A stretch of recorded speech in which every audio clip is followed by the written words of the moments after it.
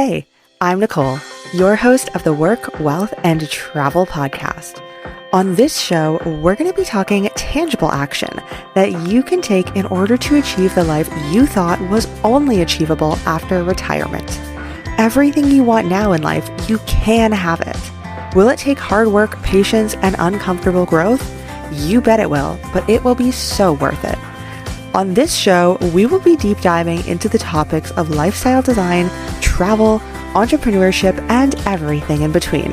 I myself am a global citizen and world traveler who left my home country and conventional lifestyle behind for a life of adventure and following my passions. And that's exactly what I want for you. It's your time to love your work, build your wealth, and create the lifestyle you've always dreamed of. Let's do this. Welcome to the Work, Wealth, and Travel podcast.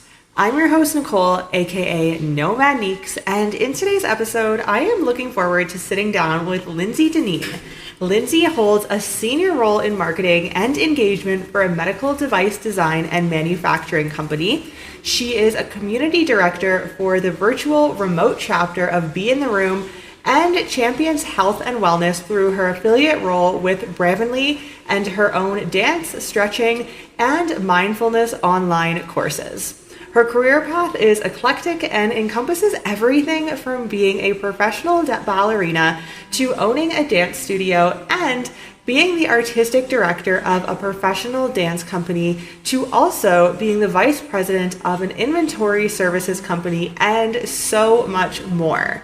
She holds an MS in Management and Leadership and is set to complete an MBA program in May of 2023. She and her husband embrace the digital nomad lifestyle, traveling full-time around the world while working their remote jobs. In this episode, we are going to be chatting all about how to become a digital nomad, some of the struggles that you may face in living a digital nomad lifestyle, how she house sits around the world and gets free rent, and so much more. Let's dive right into it. Lindsey, thank you so much for joining me today on the Work, Wealth, and Travel podcast. I am so looking forward to our chat today, but before we get into it, why don't we start off by you telling us a little bit more about your background, where you started, and how you got to where you are today. Sure. Yeah, I'd love to. Well, first of all, thank you so much for having me. I'm so excited to be here today. Yeah. So, oh my goodness, I have a very crazy eclectic background. But first of all, my name is Lindsey. I am a full-time digital nomad. My husband and I travel all around the world, and we get to experience a lot of different states, mostly, because we mostly have stayed in the United States, but over the past year, a little over a year since we first started this, we've been to also 6 countries. So that has been a really big, fun adventure as well. But yeah, my background is, like I said, really eclectic. I started off my career as a professional ballerina, and I am still doing that a little bit on the side, although it looks really different these days than it used to. But so ballet and dance has been a running theme throughout my life. And then sort of in college, I really started developing also an interest in business and marketing, business development. And so another running theme throughout my life has been, or at least throughout my career, has been that I also do, marketing for small businesses. I've done that a number of times for lots of different industries over the years, and then actually had my own business. I ran a brick-and-mortar dance studio for a few years. I had a professional dance company that is still project-based, but again, looks a little different these days. And I also kind of currently do some online dance courses and wellness courses and things like that. So I am all over the place. I would say the running themes have been dance and wellness and the arts, and just a passion for helping people live life in the ways that make them feel that they are healthy and empowered and successful. So cool. I love that. Thank you for sharing. And I love how multi-passionate you are and that you want to do everything that you're passionate about. I Yeah. absolutely love that. So I would love to chat within your story. You mentioned, you have been a digital nomad for quite some time. So how did that look like for you? Was it your company transitioned to be remote? Was it that you really wanted that lifestyle and you petitioned for that? What did that look like to really get started within your individual digital nomad journey? Yeah, that's a great question. And my path looks a little different than maybe some others. Um so when the pandemic started, I think it was around that time, I started thinking about maybe going to grad school. And I thought that the opportunities that I was interested in were out of state. So I started realizing in general, and we were in Kansas City, for me, for 10 and a half years, for my husband, his whole life. So we started thinking about, okay, what would it look like to move out of state? What would it look like to change, sort of our lifestyle? What would we do? Would we downsize? How would that look? And it kind of turned out that grad school wasn't the path that we chose, but instead, that got us thinking as to, well, you know what? We aren't necessarily tied down to any one location anymore. I mean, I had the studio, I had the professional company, but those were my endeavors that I could choose how to do those or not to do those. And so that sort of opened up the door for, well, maybe we should look into going somewhere else. But then we had no specific place in mind that we necessarily wanted to land next. And we felt like moving was a pretty big deal if we're not 100% sure what comes next. And so we started exploring the idea of, you know what, we have fully remote jobs. Those were our full-time gigs at the time. And we could really do this from literally anywhere in the world, and our hours might look a little wonky, but hey, why not? We're young, we don't have children, we can travel, we can do fun things and still have the energy and the physical ability to do that. Like, why not? So again, sort of for us, it was this meandering path of like, well, maybe we can move out of state. Well, maybe we don't know exactly where to move. And then it became this, hey, we can actually explore the world and do this, and just let's figure out how. Cool. I love that. And I love that you really wanted to travel and you knew that that wanted to be a priority in your life. And so you made it happen. And I think that is a very important piece of a lot of digital nomad or people who travel and work. Part of their journey is that a lot of the times it doesn't just fall into your lap. I mean, of course, there are times when it does, but a lot of the times it doesn't. You have to really make it work for you. And you have to know this is a lifestyle that I want, that I'm going to be motivated. It's not just sitting at the beach with your laptop all the time. I actually hate sitting at the beach because of the sand with my laptop. Yeah, digital Yes. nomads know the struggle. Yeah. Yeah. But yeah, so I think that's very commendable that you knew what you wanted. And so you went and you made that work. Now, I'm curious, within you mentioning that you had some brick and mortar businesses in the States, how did that look for you? Did you still have those businesses when you became a digital nomad and started traveling all around the world, all around the US, or not? And if you did, how did that look? How does that work? I think that's something that a lot of people will hold them back if they want to travel, but they know that they have a physical business. And so that just won't be an option for them to travel. And that's just off the table. So how did that look for you and how did you make that work? Yeah, absolutely. So I was, interestingly enough, in a position back during when the pandemic started that I had kind of already come to the conclusion that the dance studio that I had, although I loved it and I would not trade that experience for anything in the world, but it had become um, a huge just drain on me. Like, I got to a point where I kind of didn't recognize myself in the mirror. I was just so exhausted. I was doing a full-time job. I was running the studio. I was running the company, and I was like, I can't do this. And like, it was just so much. So when the pandemic started, and I wouldn't wish this path on anyone, including myself, really, but when it started, it kind of became the pivot point for me to realize, like, maybe this is sort of a blessing in disguise in terms of it allowed me to shut the doors on that particular location and say, you know what, I think I'm done with that aspect. I ended up still holding lessons out of my home for a long time. I was able to start building up my online dance curriculum as well. So my courses that are online, and really just pivoted to a different format that worked really well for me and wasn't so draining. But honestly, I did private lessons all the way up through before we moved. And it was honestly, that was one of the hardest parts of moving and making that decision was, I mean, again, I knew that I was ready for the change, but at the same time, I love my students. So it was really hard to give that up. But I think, for me, I had come to the realization that, again, this was kind of my chance. This was my opportunity to do this, and I didn't want to let that go. So it is hard. It's not an easy decision. There's some very, really sad moments where, like, for instance, I had this moment I remember where I was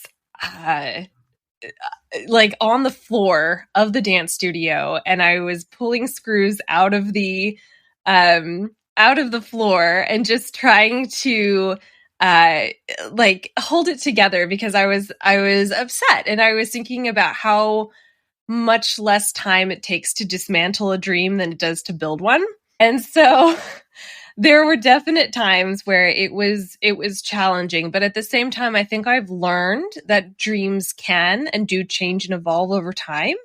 And if you give yourself permission to let that happen, you'll end up being very satisfied with your choices in the end, when your emotions catch up to your brain. Thank you so much for sharing that, Lindsey. And I can definitely imagine that there would be quite a few probably really heart-wrenching struggles within giving up something that you created on your own and that was probably your baby for so long, in pursuit of a new lifestyle. While we're on this topic of digital nomad and embracing the digital nomad lifestyle, what are some things that you found that you personally had to give up, and also some things that you gained throughout this digital nomad journey that you've been on? Yeah, and that's a great question because I think that's something that is not necessarily addressed as much as it should be, because the reality is, as wonderful as it is, there's sort of this idea that it's like like you're staying necessarily in 5-star resorts, like you said, you're working on the beach. Totally unrealistic. No way. And like, just a bunch of things where it feels from an outside perspective, very, very glamorous. And there are lots of wonderful perks. Let's not downplay that. But it isn't all sunshine and rainbows. And I think that that's important to talk about too.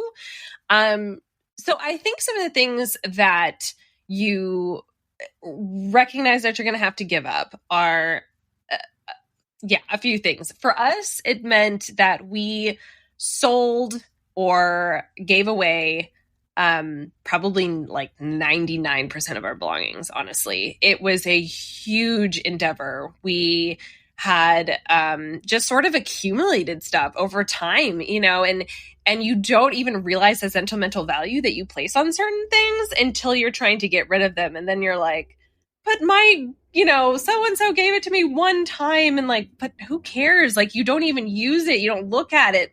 So there's like a weird sentimental thing you kind of have to get over, and it is harder than you think.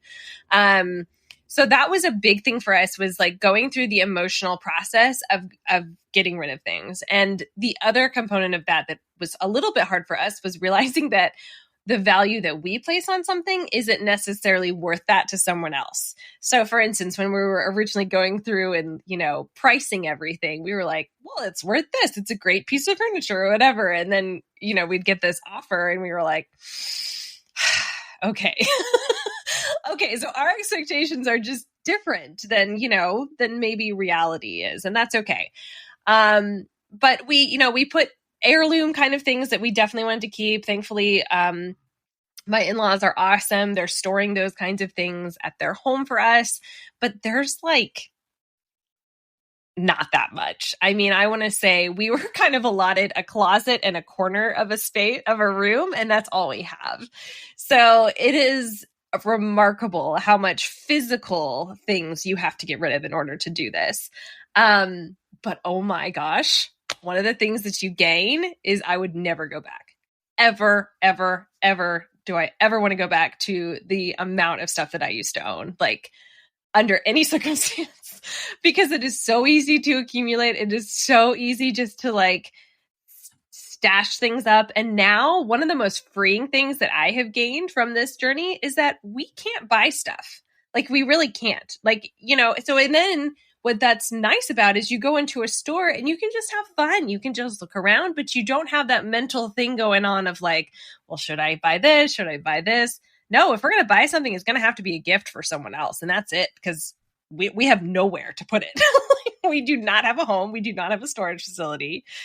So there's like double, I would say that a lot of things, when you realize that you're giving them up, you gain a different element to it. And that really helps. Another thing that you do give up would be things like community is really hard. So for instance, again, my husband being there his entire life in KC and me having spent 10.5 years, we had built up a great community of people. And that is hard to leave. And it is often hard to leave because a lot of times people don't really understand your choice, which is something that we've kind of found where, again, with this perception of either A, you have gobs of money, so you're just able to do this lifestyle, which wasn't and isn't true for us, or you, just, I don't know, like you need to get this out of your system kind of thing. And so you're going to do it for a year or two and then be done. And there's just not a lot of understanding of what it really is. I'm sure you've encountered this too. And so the community aspect is odd in the fact that you don't have that physical presence of people. But at the same time, again, on the flip side, you can build a community of wonderful, like-minded people that you meet along the way. I guess maybe something to think about if anyone is interested in this is trying not to think about it in terms so much of what you lose and what you gain, but maybe more in terms of how you change and grow as a result of it. And those things are wonderful gifts, actually, in the long run, even though they're kind of hard sometimes at the beginning. That was perfectly well put. I was writing like so many notes of things that I want to talk to you about as you were saying that. Literally, like my feelings, and I think probably so many other digital nomads' feelings in what you just said. That was very eloquent. So thank you. And in you saying that, well, first of all, completely agree with everything you said, but I think it's very interesting first touching on the point of community.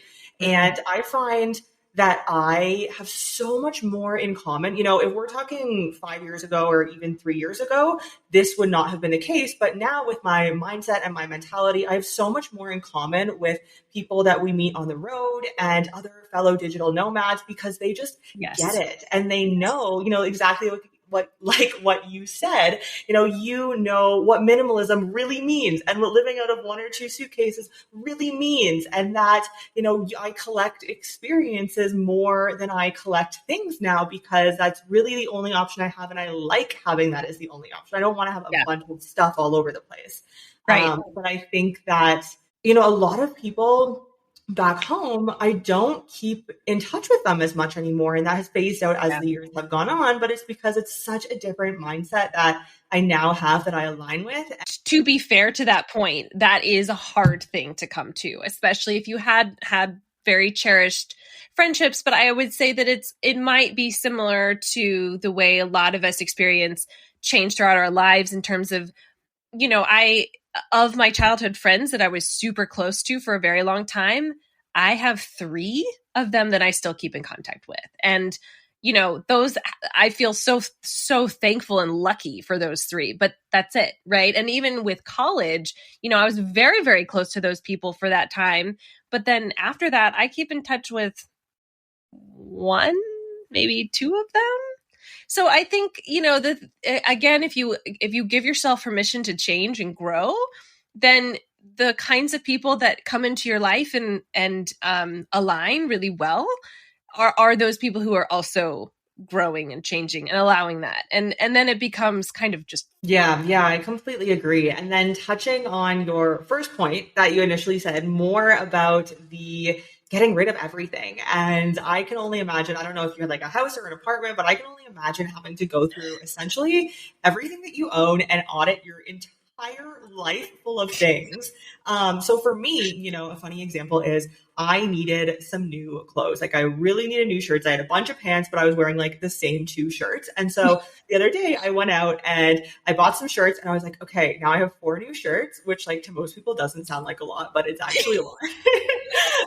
And I was like, I need to get rid of some things now. Like there has to be some other clothes that I'm not wearing because I just physically don't have room. I have one suitcase and that's what I live out of. So how does that look for you in your minimalism journey, being a nomad? What does that look like specifically for you? Yeah. So I so relate to your, well, that doesn't seem like very many shirts to a lot of people, but to us, that's a lot of shirts because I literally just got this pack of 5 shirts. They're literally the exact same style. There's nothing about them that's different except they're different colors. And it is amazing. I love them. They're like, perfect for all sorts of different occasions. Like you could wear them for a workout, but they look cute enough that you could just wear them out or whatever. And so, yes, I relate to this whole sentiment. And, for us, it really depends. Like, because of the way we're doing our digital nomading, sometimes we get limited to that one suitcase, and that is always the case when we're going overseas. But other times, like right now, when we're in the States, we, depending on the situation, usually have a car available to us. And so when that happens, then we get 2 suitcases. And that's still it, but it does sort of help. I mean, yes. And it is hard. It is hard because like literally the other day I realized that I don't have any nice shoes at all anymore. And we were going to this nicer event and I was like, well, I guess I'm going to wear my boots and pretend that this look works because I don't have them. But shoes take up so much space. So I can't have like thousands of, I can't have multiple pairs. I can have my practical shoes and my sandals and like, that's just about it, and a pair of boots. So yes, it is a huge adjustment. Some days I handle it very well and I'm like, I don't care this is fine. And then other days I'm like, I just wish I had something fancy or whatever, the circumstance may be. But on a day-to-day basis, you don't realize that you can get away with very, very few things if you just have to reorient your mind and like, that's okay. And also when you're a digital nomad, you're not seeing the same people like day after day. So also nobody knows. Yeah, totally. And for me, it's like usually when I'm at home working, I'm just wearing my pajamas. So that also doesn't really count either. Yeah. Exactly. But yeah, I like that you bring that up. And I think being a digital nomad as a female is very different than as a male because, of course, we require more things. And I think, of course, we want more clothes. And you really have to change your mindset because I know when I had an apartment or a home, I had a huge closet. I think I had like 50 shirts or something. And I think I did an audit the other day. I have like 10 shirts. And I'm like, even that's like a lot of shirts. Yes. But like, yeah. And so it can be difficult. And, when you bring up the shoes, I have one pair of running shoes, which are white and go with most outfits, but it limits me because I can't really buy that many dresses because dresses don't really go with the white running shoes. Yes. And then I have a pair of sandals for the apartment and it's like, that's all I have. So when I'm going shopping or trying on clothes or thinking like, oh, that looks cute. Well, is it going to go with a white pair of sneakers? If not, then I don't have another option because you're right. Shoes just take up way too much space. Right. But I wonder if the trade-off for you is there's sort of freedom in that because then it's not like you realize that you have a very, restricted sort of color palette or style palette that you get to work within. So then it becomes easier though. Like it's just, does this work or not? Okay, if it doesn't work, then it's out. And then you can make the decision, do I like it? Do I feel good in it? But it's like, it actually helps in a way. Once you get used to it, it's like, oh, this actually frees up my life and my creative space. Yeah. It's like Mark Zuckerberg and his t-shirts, I completely agree. And I've actually started within the last 6 months, I would say, only wearing neutral colors. I'm wearing a white shirt right now. because Yeah. it just makes sense. Neutral looks good with anything else that's neutral. If I have something that's bright orange and bright blue, like I'm just never gonna wear that. Yeah. Yeah. Yep. I totally I think understand that. it's interesting as like a female being a nomad, because this is, a guy would never care or talk about this, but for us, it No. could be such a struggle. And it's really something that you have to think about and like get it down to a science for what works best for you, because you're Yeah. pretty limited in those options. But again, you're totally right. It is very freeing. When I had 50 Yeah. shirts, it would be, oh my gosh, I think I'd be trying on clothes for like an hour before I would go out. And now that's not a problem. Right. You don't have that many clothes to try on. It's no big deal. Make a decision. And I know what looks good with other things. So it really works. Yeah, it's crazy. And I think people who are not nomads can't understand it. And, I will just very quickly say that when we were in Canada a few months ago for about a month visiting family and friends, we went to see one of my friends.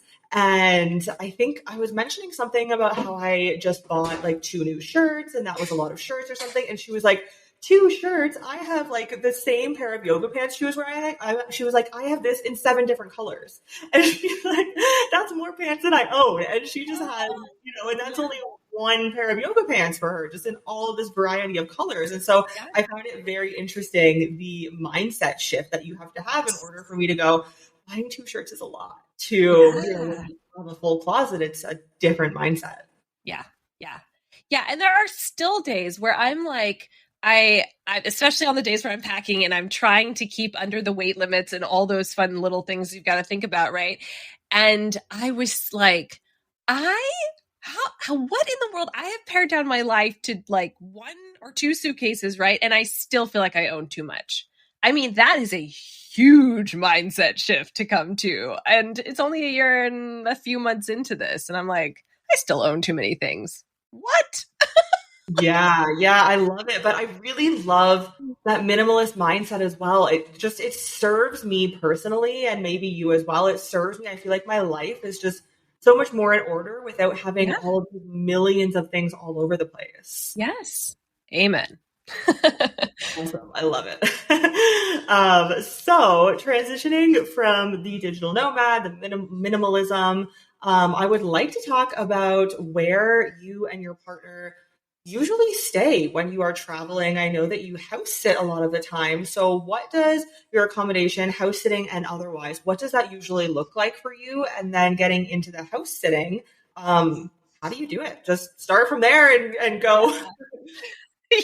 Yeah. Well, and I will say that when we first started talking about this whole lifestyle shift, we were actually planning to just do Airbnbs like the whole time. That was what we were planning for. That was what we were budgeting for.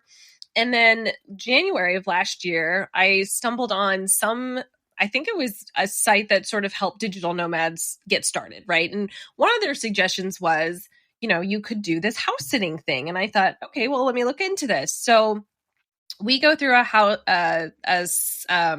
sitting site that's called Trusted House Sitters, and it is basically a free exchange. So we will go and take care of people's pets and homes for free in exchange for a free place to stay.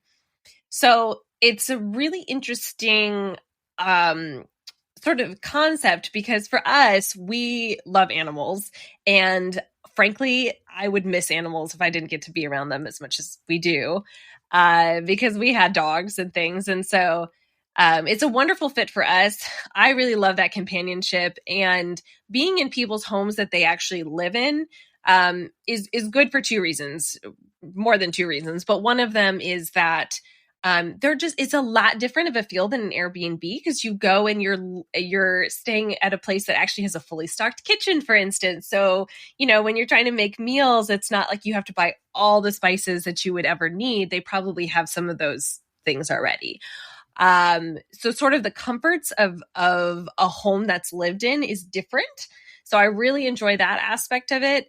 And then the other aspect of it that's really nice is sort of the social component of, when we're staying in, again, somebody's lived in home. So we already sort of have built in a feeling of being a part of a neighborhood and like a local community, a little bit more so than being in an Airbnb, where you sort of end up feeling a little bit touristy, even if you're there for an extended period of time. So it's really fun because a lot of times we'll get to meet the neighbors. We'll get to, especially, when we're walking the dogs or whatever, we'll kind of get to know even some like extended family. Like last year we were in Scotland over Easter, and our host family, they had come back, I think the day before. And then they let us spend Easter with their extended family. And it was just one of my fondest memories of an Easter ever. And it was just because we had this opportunity to connect with these wonderful people. And so I think house sitting has been just this unexpected, really enjoyable way of doing it. And so we plan out months and months in advance. Like we are fully booked throughout this year already.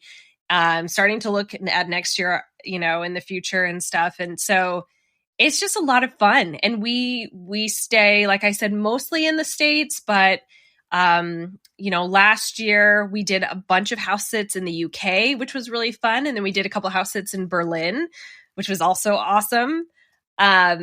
So the wonderful thing about that particular site is that there are literally opportunities all around the world. So if it fits in with your schedule and you're not, and you're comfortable staying in somebody's home and taking care of pets, it is so great. It is so much fun. That's so cool. What a fun way to live life and to Yeah. experience a local place, and then also to not pay rent. Like, that's awesome. And to be around animals. I do miss animals. So I'm curious, have you ever had any bad experiences within trusted house sitters or house sitting? Yes. The short answer is unfortunately yes. But I will caveat that with the vast majority of everything we've experienced has been phenomenal. Most of the time people, they obviously care a lot. They care enough about their pets that they want them to stay home. They want someone to be with them in their home so they're not having to go to like a kennel or whatever. So I will say that for the most part, 100% we've had really wonderful experiences. We have had a couple experiences where the pictures that the homeowner posted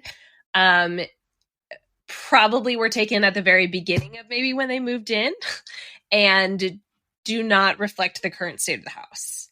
So sometimes that has looked like excessive clutter to a point of bordering on hoarding kind of activities, or just general messiness. And sometimes that has looked like they may not have cleaned in a very long time.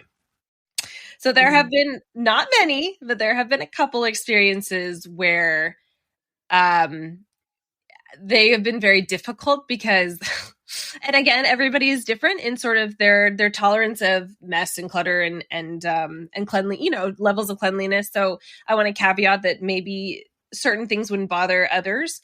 But for me, in order to feel like I even just have the mental space, and maybe this is part of the minimalist thing that's happening for me now, but is it is hard for me to operate in a place that is not clean and cluttered and messy. And so that is something that we keep learning every single sit. We keep learning, okay, so maybe this is like, how do we ask people, how do we phrase, our conversations with people to try to ascertain their tolerance level and of clutter and mess and cleanliness, just because again, people have different standards, and what bothers one person totally doesn't bother someone else. So, we want to be respectful of that, but how do we phrase things in a way that help us get in the best situations that work well? So I will say that, yeah, there have been a couple that have been difficult, but again, overall, vast majority, so great. Not like, yeah. Uh-huh. Nothing's been bad enough where we're like, we can never do this again. Yeah, that's good. So what do you do? Is there support within the platform, or what do you do when something is not as you expected? That is a great question. And it is a difficult question because it is a bit challenging, because you can always talk directly to trusted house sitters, for instance, and talk with their support line and explain what's going on. So that is a helpful thing that you're able to do. But at the same time, it can be tricky because when those situations have happened for us, we have not wanted to back out of our commitment because there are animals at stake here. Like, this is like actual live, wonderful creatures that this is not their fault, right? So it's a tricky situation. I have talked to other house sitters who, depending on the level of difficulty with the situation, they may just cancel.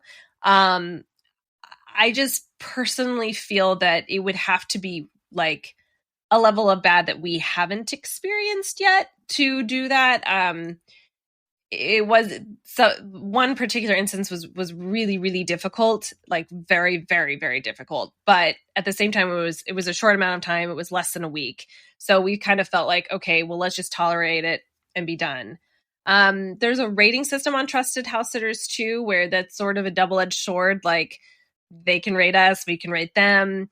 And so learning how to diplomatically address concerns for the fairness of future house sitters who are evaluating this is a challenge. And I would say sometimes the best way you can do that is something I learned with even owning my own businesses, and you get reviews that you're like, so you have to learn how to sort of diplomatically handle it. And I think a bunch of things that you can do is talk about it in terms of the expectations that were placed did not meet reality. And so you can talk about it very factually and a very high level without getting into the feeling component of it.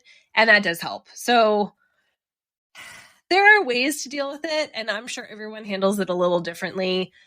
It's hard to know what to do. I'll just be frank. Yeah, no. And that's why I wanted to ask you, because it's very different than like an Airbnb or a hotel where there's no animals involved. And so it's like you don't want to give that up, but at the same time, so I can imagine how difficult that is. Something to navigate, but not having to navigate it often is the key for us, right? Like if it happened more, that would just be a no-go for us. But because it's only been a couple times, it's like, okay, there's some flukes in the system. There's flukes in every system. I mean, even Airbnbs that we've stayed at, even one we stayed at recently was, and we just had to, and you just have to navigate it as it comes. It is part of what you are giving up, is the stability of knowing exactly what you're getting into. You don't know. So it's a forced flexibility and patience exercise. Yeah, I totally agree. And you hit the nail on the head. This is part of the lifestyle, and you kind of have to know this is going to happen going into it. Like, we've never done trusted house sitters or house sitting before, but we have always do Airbnb. And there's quite a few Airbnbs that we've been in that haven't, looked like the pictures, or the internet speed is just like, you can't get anything done, which is a no-go. So yeah, there are always those difficulties, and that kind of just comes along with not having a set place to live. So wrapping things up, but before we do, I want to know, what tips would you give somebody who is looking to house sit, to get on the Trusted House Sitters platform? Is it too oversaturated right now? What is your advice? What would your tips be? Sure. There are way more opportunities than there are house sitters. So it is not oversaturated, especially if you're willing to travel and you don't necessarily have like a very specific ideas in mind of where you want to go.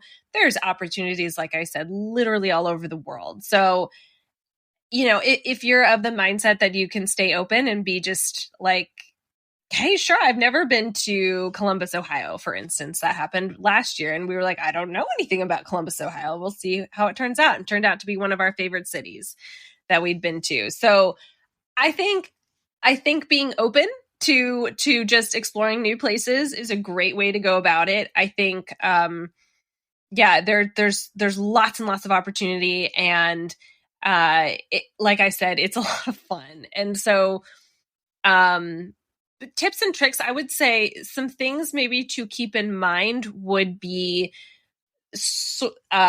one thing that we've kind of learned to do as a result of the not so great experiences is when we first you kind of put in like a application is too strong of a word because it's really not that. But when you put in like a response to somebody's posting, you just share a little bit about yourself and kind of why you'd like to do the SID and, whatever other information that's relevant. And I think, one thing that's helpful to talk about that you really want to be upfront about is if you are working, that you need to say that. Like, I work from home, so I need a really strong internet connection. That's something it's really a no starter for us if we can't have that, right?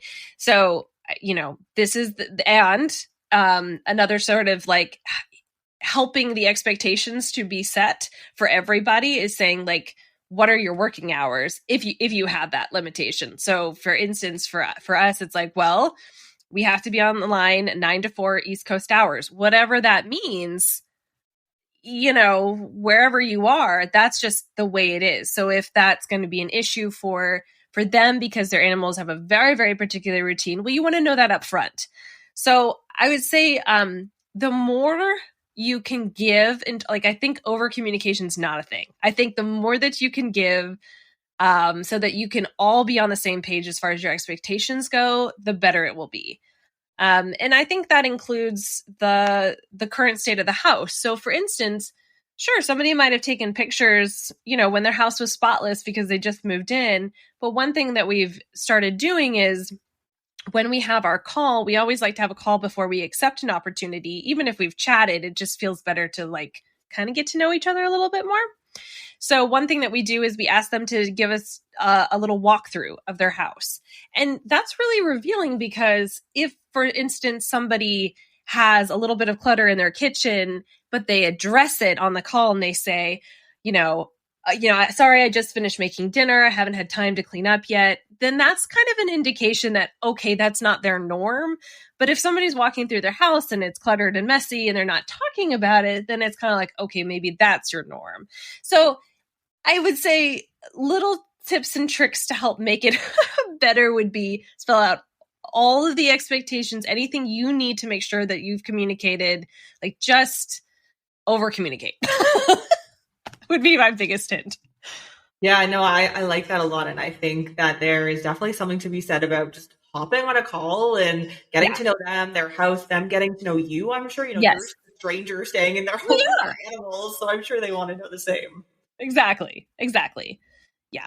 Awesome. Yep. Well, thank you for sharing that. Thank you for sharing so much today about your digital nomad journey, about the behind the scenes of your life, about how you got started, what everything has looked like for you. It has been very enlightening, very insightful. So before we head off, where can people find you online?